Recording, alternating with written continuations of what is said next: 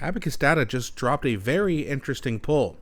Now, you're not going to see a huge shift in numbers here, of course, as they have been putting out polls every week or two, as well as Nanos and others. But what you are seeing, one consistent trend, is that the Conservatives, led by Pierre Poilievre, are gaining a lot of popularity back. So we're going to get into these numbers. But before we do, please don't forget to like and subscribe, as it really does help grow the channel, and I appreciate you guys so much for doing that. So statistically, it's a virtual tie, right? Conservatives have a 1-point lead, but that's within margin of error. It's basically tied with the Liberals at 40%, NDP at 8%, little bit of growth there for them. Bloc at 7%, they've held steady. Greens at 3%, PPC at 1%, others at 1%. So here's the graph here again. It's extremely close. But the more that the numbers have changed over the last, say, really since June or July, you're seeing a lot of swing voters say, hey, look, I'm not happy with the progress. Life's still too expensive. There's no trade deal. What's going on here? And ever since August came around, still no trade deal. Now we're into September, October. I think people are starting to realize that this markcarney wasn't all he was cracked up to be.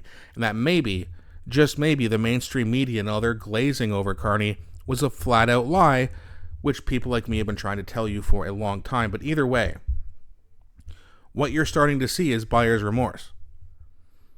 And considering we're barely 6 months into Mark Carney's prime ministerial term, that's really bad news. Usually you stay popular for a lot longer than 6 months, especially if you're the leader of the Liberal Party of super liberal Canada. So, not very... they're trending in the wrong direction, the Liberals are, let's just say that. This isn't like some crazy, hey, Pierre's at 50% or anything like that, but the tide is starting to turn. Right, now let's look here. I'm just going to focus on Nanos for this. If you look at the trends that Nanos has had, right, so we go all the way back to, even in September and August, they had, Liberals up by 10, 11, 10, and then about middle of September, it started to drop off, +7, +5, +4, +1, +2.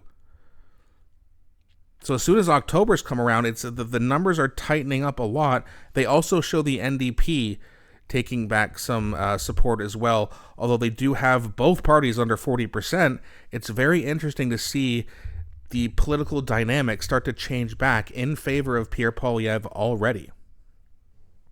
Now, Abacus, they have shown consistently now for the past, I would say, month or so, maybe a little bit longer, of this kind of 41-ish%. Now, one of the most important things you're going to see in any poll, really, is when you look at the Greater Toronto Area. Now, obviously, that's a lot of red, but you're seeing a little bit of a crack right here.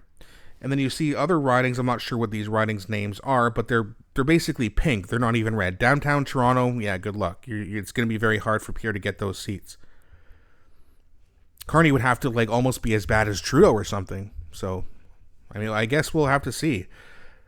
But even though the ridings that are traditionally liberal are starting to kind of go, yeah, maybe it's going to not go as great as we thought it was going to go under Mark Carney. They're having a bit of buyer's remorse. Instead of this being red, it's now pink. Now, again, it's not like all these safe seats here are safe for Pierre Poilievre and the Conservatives, but it's getting better for him all across the country. Now, again, Greater Vancouver still mostly red. That's also one of the reasons why Pierre lost. Montreal, there's not really anything you're going to be able to do about that.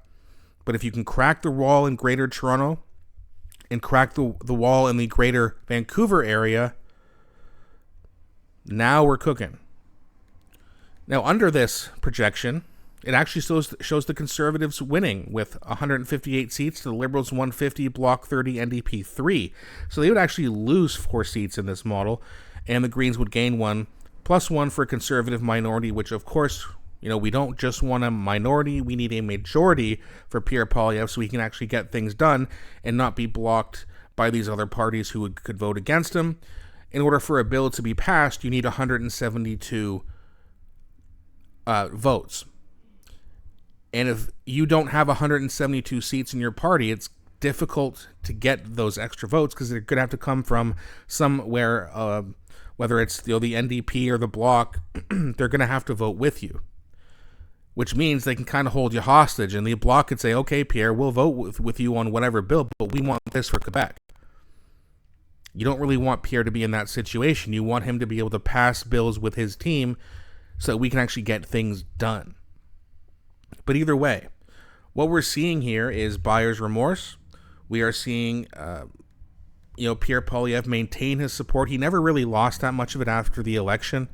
I mean, if you go back to Nanos, I mean, he had Carney by 14, and that was in June. Then it started to trail off a little bit, but then again, back up to 13 in August, which I don't really believe Carney was ever up that much. But Nanos is also liberally biased a little bit. And when I say a little bit, I mean a lot. You know what I mean. But the fact that even Nanos is showing this, +2 for the Liberal, that's great news for Pierre Poilievre. Which means it's great news for Canada because, let's be honest, we all know what markcarney is here to do. Some people still trust him. That's going to take time. I know people personally that maybe they're not in love with him. But they're like, yeah, he's still better to deal with Trump. But once that goes away, if it does go away, then we're going to be cooking with gas. Now, what I am worried about is that, let's say in February, a deal gets done. And when that deal does get done, if it does get done at all, the Liberals and the mainstream media are going to just pump us filled with garbage talking about how good the deal is.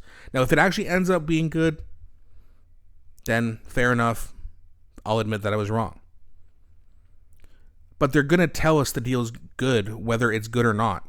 And if people believe that, markcarney's support could rise up a lot again.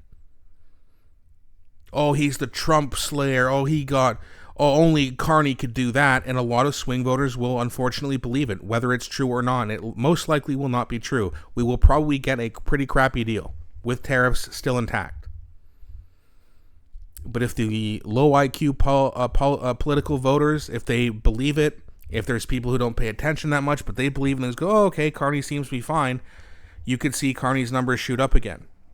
If that happens, especially before the NDP gets a new leader, which will likely be a woman, which will help the NDP, you could see markcarney call an election. Now, that being said, if he calls an election in February, they probably wouldn't have it by early March, but it would be right around the same time as the NDP leadership. But they wouldn't have a leader to campaign with, so that wouldn't be very good for them. And then markcarney could win what we are all fearful of, which is a majority, which means we have him for at least 4 more years, and we all know we're in big trouble.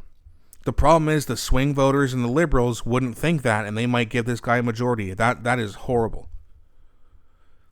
If anyone's going to get the majority, and I agree there should be one, but it should be the Conservatives because we've had to deal with the Liberals for 10 years. They've done nothing. Markcarney has shown that he is clearly all for censorship, so if you like what I do and you like my content, it'd be really bad for Markcarney to get a majority because then they could pass Bill C-8 and C-9, and I would have to learn more about how that would then, does it just get put into law right away, or does it have to go through the Senate, first and second readings, or whatever? But that could be really bad news. But hopefully that doesn't happen. Hopefully Canada is finally starting to wake up after 10 years of their liberal coma.